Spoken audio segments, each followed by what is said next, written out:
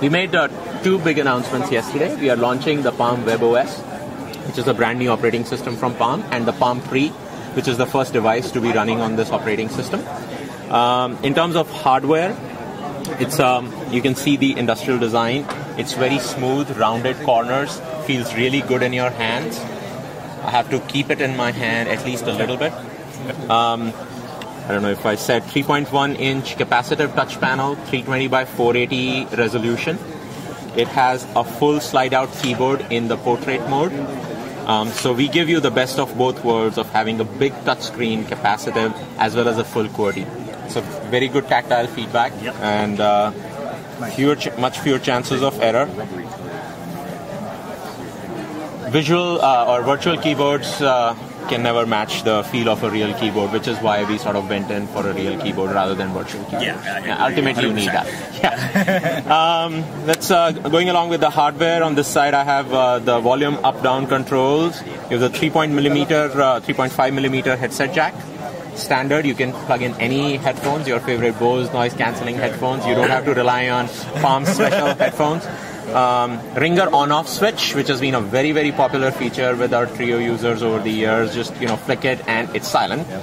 There's a power button on the corner which will turn the screen on and off and also take it to airplane mode and turn off the radios, etc., etc.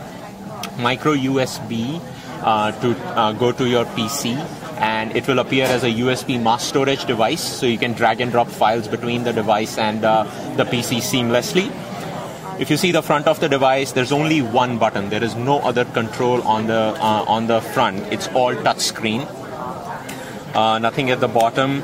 On the back, there's a 3-megapixel camera with LED flash. The speaker here, and the whole back cover is removable, and it's a replaceable battery. So you can totally carry extra batteries, replace them, even though our goal is that you don't have to do that. Any other question? Well, hardware-wise, we have announced that we are launching with Sprint as our exclusive partner to begin with. So this is an EVDO Rev 3G product, Wi-Fi, BNG, Bluetooth 2.1, EDR, and you get all this information on our website now as well. GPS, AGPS, 8 gigabyte of onboard storage, and 256 megabyte of RAM. So it's an TI OMAP 3430 processor, which is very, very capable. Our device will be the first mobile device to actually ship with that line of processors. It's really good for multimedia playback and stuff like that. Any questions on the hardware before I jump into the software? How do you charge that thing? Just attach it? Or sure. So I typically do it in the end, but I'll show it to you now. The other thing that we announced yesterday is the Palm Touchstone. This is an accessory which is connected to the wall adapter. And you could place it on your desk or wherever, at home, at work, and you just put your device on it. It's magnetic, it just sticks, and it's charging. It's wireless inductive charging. Going through the back cover, you don't have to kind of fit it in with a cable and look for the cable under your desk. Break. Yeah. Exactly, no connector to break. It's very solid. It's not going to fall off unless you really yank it. Wow. You can turn it around. You can watch a video. You can watch a video on this on your desk while it's charging. But the most important thing is how it integrates with the rest of the software. So let's say it's charging in this cradle and in the touchstone, and it receives a phone call.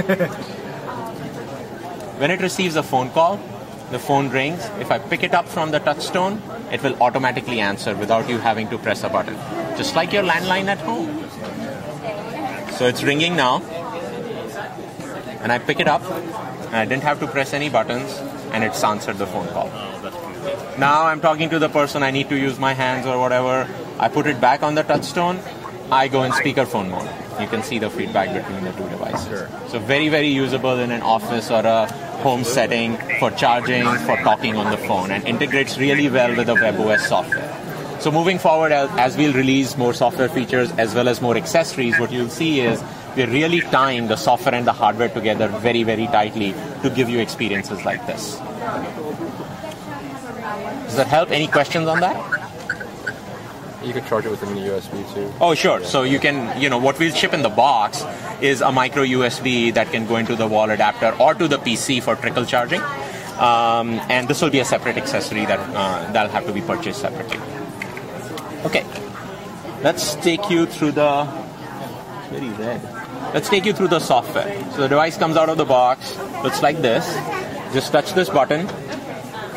It lights up and it shows you a very simple, plain, big wallpaper and your favorite applications at the bottom. It's very, very clear. There are no UI boxes and bars and clutter in the UI. In fact, if you look at the status area on the top where we show you the carrier name, the time, and the signal strength and stuff, it's almost as if blended into the hardware, so that it's not actually, occupying your mind space when you're interacting with the software. It's kind of the color treatment that we do is, just blended into the hardware. I want to launch an application. I just tap on it. It launched my contacts list.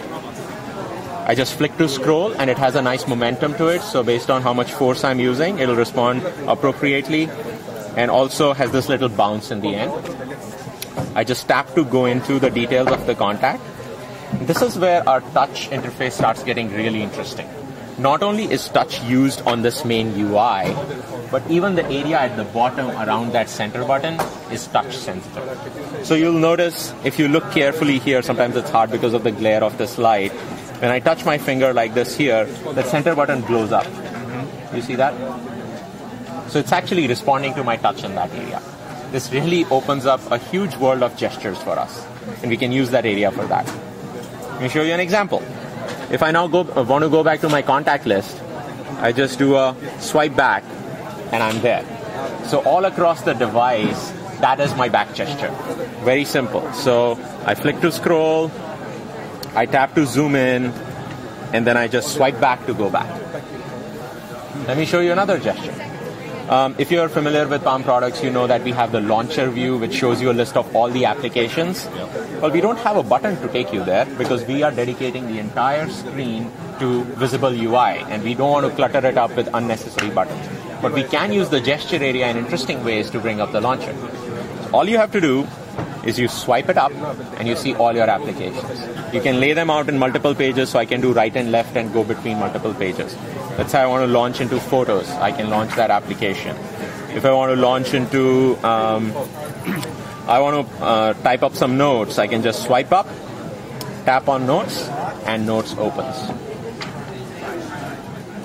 There, it's that easy to launch any application from anywhere you are on the system.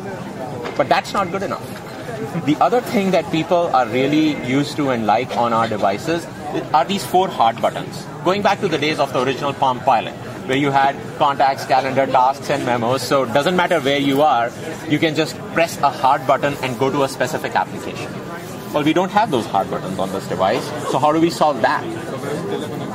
So you just drag your finger up from the gesture area, and you have that same favorite list right here.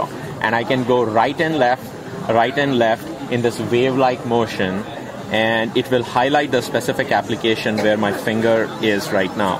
So if I want to go back to my contacts, I just let my finger go, and it will launch contacts. So it's that simple for me to go to one of my favorite applications. And you can totally configure this list on this in the favorite application bar. What do I do if I want to now go back to the Photos application that I just launched? On any typical device, including ours, I go back to the launcher, and I tap on Photos, and that's how I launch it again. But that's not good enough. People use multiple applications at the same time today. They do it on the desktops, they want to do it on the mobile device as well, but we can't complicate it like providing them windows on a mobile device. We have to do it in a much more elegant and user-friendly way. So what we designed is what we call the card view. We handle every individual application like a card in a deck of cards, which you can shuffle and sort.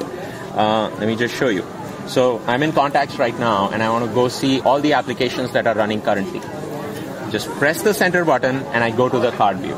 Here, if I'm flicking back and forth, I see all the applications that are running. And all these applications are live. These are not just icons of or JPEGs of these applications. For instance, and then when I tap on it, I go to that application and it comes into focus. If I'm scrolling it and I go back to the card view, you see it's still scrolling. It's totally live and connected. It's at one glance showing you what's going on the device. And you can have 4, 5, 6, 7 applications open at the same time, and really helps you. Now, if I want to rearrange these applications, let's say I want to put the contacts application in the first spot. I just grab it and I drag it over. I want to put my photos in the end. I just grab it and I drag it over. And once I'm done using these applications and I want to clear up my workspace, now I want to close them. We don't give you any menu items or X buttons to close this. We make it very, very simple. You just take the card and throw it off the screen. Just flick up and throw the card off the screen. You don't have to worry about saving. It's all automatically saved. And when you launch it again, all the data will all be there. In fact, it's a lot of fun to be flicking and closing these applications, which encourages people to keep it clean and keep their workspace clean. So these are all the gestures and basic navigation on the device, which allows you to open applications, open your favorite applications, go between application to application, etc., and killing applications. So the navigation is really, really simple. It uses all the gestures, and on top of it, the gestures are really simple. You don't have to, hold 3 different fingers and do some funky stuff. It's something that a user can understand in like a minute. You have to just tell them, like I had to tell them that, tell you guys that you flick up and you see the application. Once you see that or once you read that, you'll know, and you're not going to forget. And that's the key as we design this interface. Even though there are a lot of possibilities on how we do gestures, we have to keep it very, very simple for end users to understand it and utilize it. So that's the navigation. Next, what we have announced is a feature called Synergy. What Synergy does is it brings your information from various places on the internet or computer or wherever in one single view. Let me give you an example. Let's go to the contacts application again. Now today all of us have different worlds and different personalities. At work you have an Exchange account where you have all your contacts. At home you may have a Google account with all your contacts. A lot of us have Facebook accounts with a lot of our friends. We want to keep those worlds separate, right? You don't want your Facebook buddies to show up in your Exchange address book and vice versa. But at the same time, we want quick access to all that information. And that's what we enable. So let's take an example of that. I tap on Sophia, and on the top right, you see that it's showing multiple pictures for her stacked on top of each other. And it shows the number 3. This indicates that I'm getting her information from 3 different places and I'm linking it all together. If I tap on this, I can see where I'm linking it from. So I'm getting Sophia's information from Google, from Exchange, and from Facebook. However, when I'm seeing her information, I don't have to worry about where it came from. I don't have to think about, is her mobile number in Facebook or is her home number in Google? It's all there, and all you have to worry about is what information I have for her and how can I get in touch with her. We don't create duplicates of contacts, we all put it in one contact. So that's the power of Synergy. What about conflicts? Give me an example. So you have 3 different home phone numbers from 3 different services. Then we will show you 3 different home phone numbers. Like in this case, you have 2 mobile numbers because we got 2 different mobile numbers from 2 different places. A lot of people today have actually 2 mobile numbers. So we don't want to be over intelligent and make decisions for them. And they can, we don't want to do automatic cleanup for them. We're just putting it all in one view and then they can make the decision. However, if you see the same mobile number in 2 places, then we'll only show it once. If you make changes on here, where does it? It will sync back. How does it know which of the Google Outlook or? That's a great question. And we had a lot of internal debate about how to solve that. What we do is if you tap on edit, and I'm not going to go into that screen and show the whole thing. If you're editing some information, we know which source it came from, so we will only edit it in that source. So let's say you edit this mobile number, and this mobile number came from Google. We will only sync that back to Google. We will not sync back the mobile number we will not change the mobile number that you got from Exchange. The Exchange contact information will remain the same. Sorry? Yeah, internally we keep the databases separate. We know where it is coming from. It's just that we are putting together in one view. If you do a new contact, is there a default or primary? You got it. And we let the user set the default. If you're creating a new contact, you can either stick to the default or the user can say, no, I want to create this as a Google contact, not as an Exchange contact. So that's how we use Synergy in contacts. Let's look at calendar. Another very important application that controls our life. Same thing as contacts. We get your calendar information from Exchange, from Google, and Facebook events as well. Yes. How are you linking with Exchange? I mean, I know at one time Palm had something called GoodLink that they were using to sync with the Exchange server. How are you doing it today? Microsoft has a technology called Exchange Active Sync, which allows you to over-the-air sync with Exchange as long as you have Exchange 2003 Service Pack 2 or Exchange 2007. Okay. So with their latest Exchange servers, it's all over the air. You can sync with Exchange. Of course, in a specific work environment, the IT guy can turn that off if they want. Sure. But typically, people have been turning it on so that people get access to email on the go. Good. So Good and BlackBerry actually put their own server between the Exchange server and the device. So they actually provide their own server and they have their own NOC. But in this case, we are actually directly talking to the Exchange server. Okay. So calendar, what you'll see is I have different calendars. They are color-coded in different ways, in different colors. So department meeting, that's obviously a work meeting. And then I have all my funky personal stuff on Google. Since I'm in Vegas, I'm certainly... So you're meditating at the slot machine. I'm meditating at the slot machine just to get the gambling gods going. There you go. And after that, I start playing. Whatever works to get exactly. it working. with some free drinks. There you go. Meditation is really cool. But sometimes, as you can see, this can get overwhelming. There's just too much going on the screen. I just want to focus for a change on my work. So I can go here and I can say, only show me my work calendar, and everything else disappears. However, you still see those gray shades in the areas where you're busy in the other calendar, so you don't double book yourself, right? At the end of the day, it's about your time. It's not about which account it is in. If you're booked, you're booked. Unless you have the capability of being in two different places at the same time, which I certainly do not possess. The other interesting thing about the calendar is how we manage your free time. Not all of us are blessed with free time, but for those who are, I've been filling this up, so trying to find where I can demo it. What we do is, if we notice that a user has maybe a few hours of free time, we collapse that, like this accordion folds that you see. And if I tap that, it will expand and I can use that time. But by default, we'll actually keep that compressed so that most of the screen is used for useful information. You don't need to see 7 hours of blank space on your calendar and the actual event then scrolls off the screen. The other thing that's a big principle for us is how you enter calendar entries. You don't want to go to a menu item and say new event or go to a different view. It's like pen and paper. You just tap where you want to type, you open the keyboard and just say blackjack. Hit enter and you're done. So without having to go to any other view or changing your context, you are very easily able to enter a calendar entry. So that's calendar. Let's look at email. Obviously an application that all of us rely heavily on.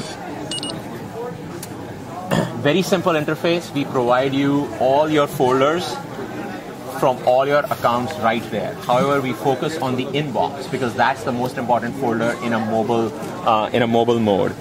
But if you want to go to some of your other folders, we are syncing them as well, but by default we hide them.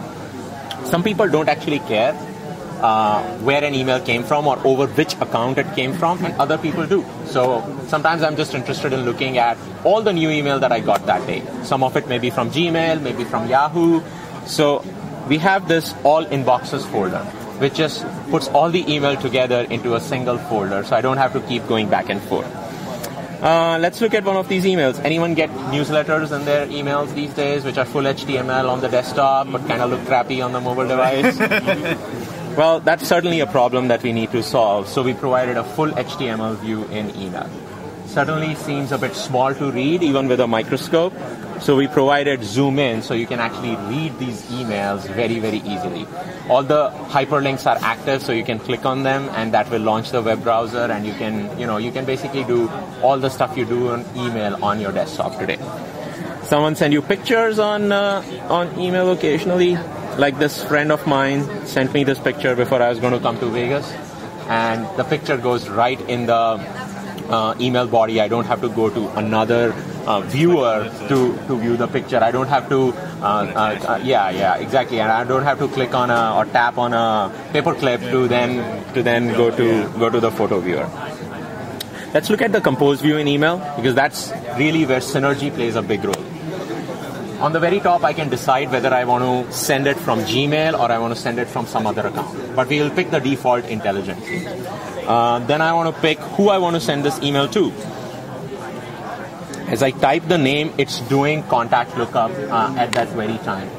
And it's not only looking up the account that I'm sending the email from, it's looking up all the accounts that my contacts are syncing with right now. So even if I'm sending from Gmail, it is also looking up my Exchange address book. It's also looking up my Facebook address book, so I can get that information from everywhere. This is sort of going back to the synergy model that I showed you in contacts. So I pick, press@palm.com for Lynn, and as I'm starting to type an email to her, I realize that I actually need some information from another email. If you run into that on any other mobile device, you pretty much have to cancel out of this compose view, or you have to save it as drafts, go to your inbox, see that email, and then come back here. It's fairly tedious. I've done that a few times, and it's not a lot of fun.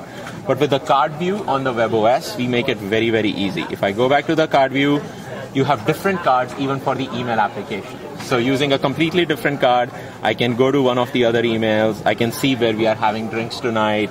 I see that, then I go back to what I'm composing. I can enter that information here and send it. So ability to manage all these parallel activities without having to switch out of context, without having to kill an activity and then come back to it again. That's really, really important. Can we cut and paste between applications? Yeah. You can cut and paste between applications. I'll demo that. Using your finger rather than a keypad, or? We use a combination of the keyboard and the finger. It's with the capacitive touch panel, it is hard to target very, very accurately. But we have certain solutions around that. We're still actually working on optimizing it, but I should be able to demo that for you soon. But my favorite feature on email is not just, how compose happens or how we show pictures in email. It's what we do to link people together or link people's information together. So let me look at this email from David. I see his picture, I see his name, etc., but I also see that green dot, which indicates that he's currently online on IM. So I don't need to reply to him by email. Maybe I can use some other communication mechanism to reach him. If I just tap here, it will show me all the ways that I can talk to David right now. It's basically going back to his contact card. Since I see that he's online, so even in contacts, you'll see people's presence. So I just tap on that, and it'll take me to my chat with David. So right now I'm talking to him over GChat.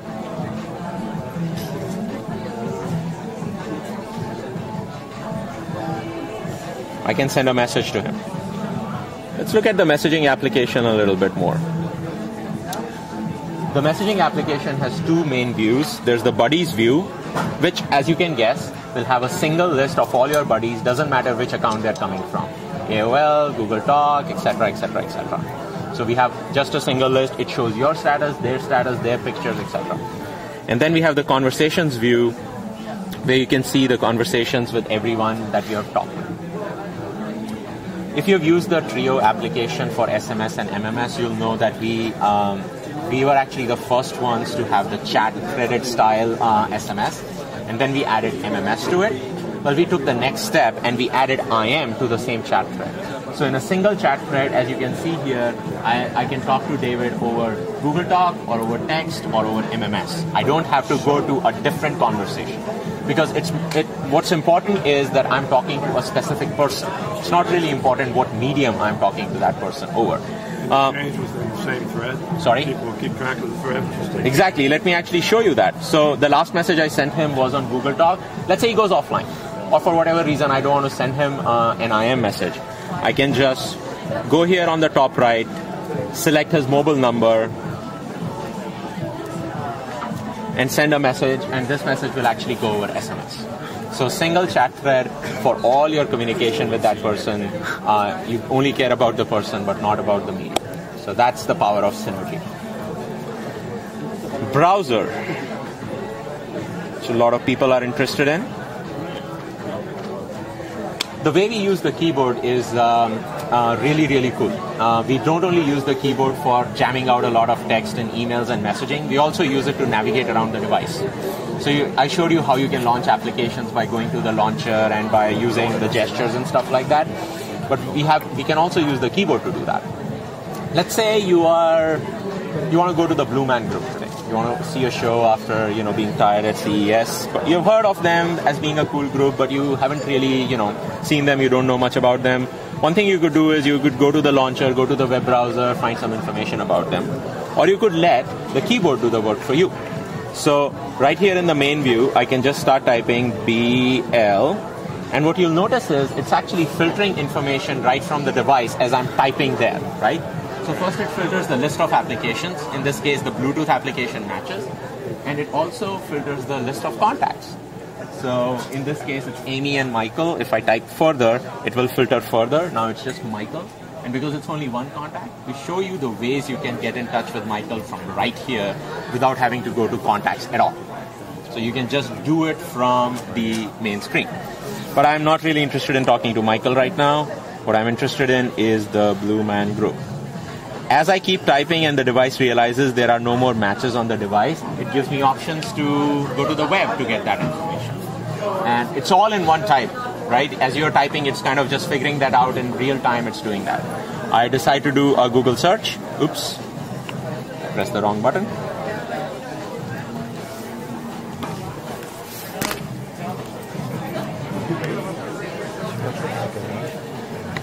So Blue Man Group, I want to do a Google search. I tap on Google, and this will launch the web browser with the search results for the Blue Man Group. Oops. There. We have our browser uses the WebKit core, which is an open source browser core. What browser is that? The WebKit browser core. Okay. That is also the same browser core that is used by the Apple Safari, as well as the Google Android browsers, as well as the Chrome browser. We have taken that open source branch and we have put a lot of technology on top of that. It supports full HTML, desktop compliant, CSS, JavaScript, so pages look like they're meant to look like on the desktop. Does it support Flash? We are not making any announcements around Flash at this time. If I double tap, it will zoom in. I'm interested in going to their Las Vegas website because that's where I am. It will load the page just like you expect it to see. I can double tap, or if I'm really interested in taking a closer look, I can use multi-touch to zoom in and out. And as you can see, it's very smooth. There's not a lot of delay. Now I'm convinced. I want to see the show. I want to order online. If I double tap in that column, it actually smart zooms into just that column. So you see that and you can read the text. But just moving around on a web page is not good enough. A lot of people want to have multiple web pages open at the same time, like they're used to on the desktop. Typically on my desktop, I have 4 to 5 web pages open at the same time. Well, we can do that here. You go to the menu and you say new card. Either you can type in a new URL or you can select from one of the bookmarks. You can select one of the bookmarks and we provide you these bookmarks like with rich icons. And these are basically images from those web pages. I want to go to Amazon.com because I want to, buy myself some good clothes to go to the Blue Man Group show. I can again double tap and zoom in. So you must be wondering what happened with that other card that I have opened before, right? I was looking at the Blue Man Group website. What happened to that? Well, it's all still there. Using the card view, you can have multiple browser windows open at the same time. And I can switch back and forth between them and go here, go to the card view, and I can go back here. While this, I could kind of read it, but I would still like a bigger view. So why don't I actually make it wider so I can read it? So as I turn it around, it turns into landscape mode. And in fact, I have someone standing in front of me and I want them to read it. I can just turn it around like this. You can read it up directly for yourself. And then I turn it back. And the cool trick is that this even works in the card view. So if I'm in the card view and I turn the device around, it actually goes into landscape mode even in the card view. So that's the browser. Regardless of the view, you could also move those cards around just like you did. Yeah, it's like any other card. They're first-class citizens with all the other applications that are open, and you can do whatever you want, just like any other. Class when you turn it sideways. Yeah, exactly. And you can flick them and throw them, whatever you want to do. The last thing that I want to show you is how we handle interruptions on the device. Handling interruptions in an elegant way is a very, very important part of our design process. When we designed the Trio first, we gave you that ringer switch. So with one switch, you can actually turn any sound off in a meeting. You don't have to go through menus to put it to silent or anything like that. It's very, very simple. Well, just audio interruptions are not enough. We also have to deal with visual interruptions well.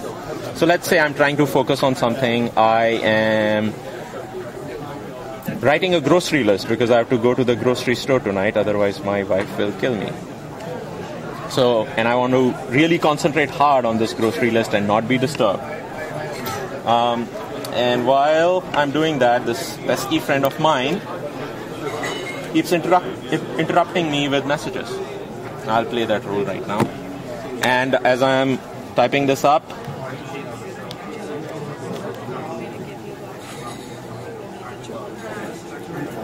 you see that a message came in at the bottom of the screen. And that is our notification area. It's very subtle. It does not take over the entire screen. And the most important thing is that your cursor is actually still where it was. You don't have to deal with the notification right now. If you choose to ignore it, you can just ignore it and continue doing what you're doing. So even phone calls? Actually, I'll have to see the phone calls. So maybe, of course, depending on the kind of notification, we will make a different decision on how we want to implement it.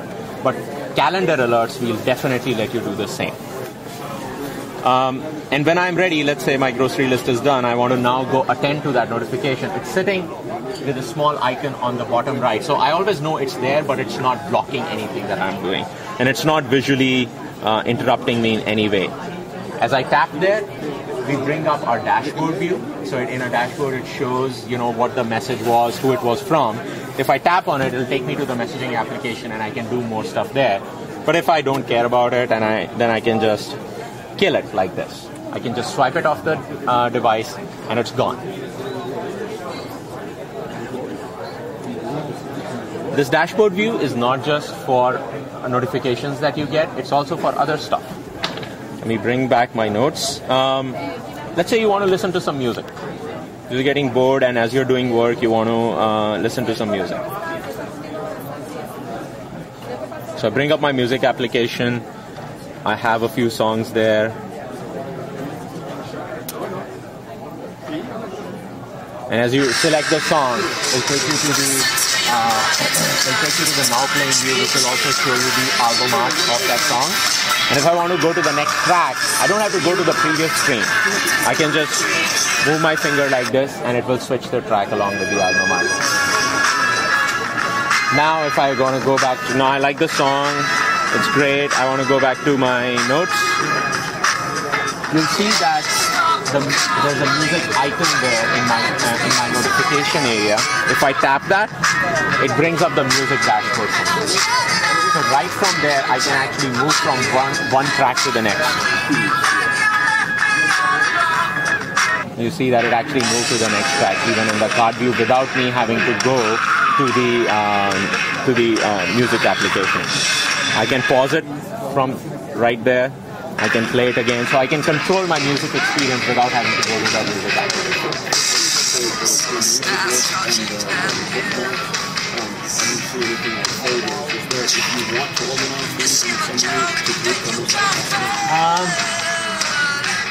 bookmarks, we do not have folders. Music,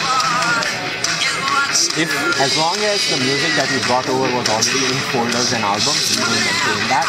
At this point, we don't have playlist creation on the device, but we add that in the future. And then if I'm done listening to music, I want to just kill it. I can just throw it off the device and the dashboard goes away as well.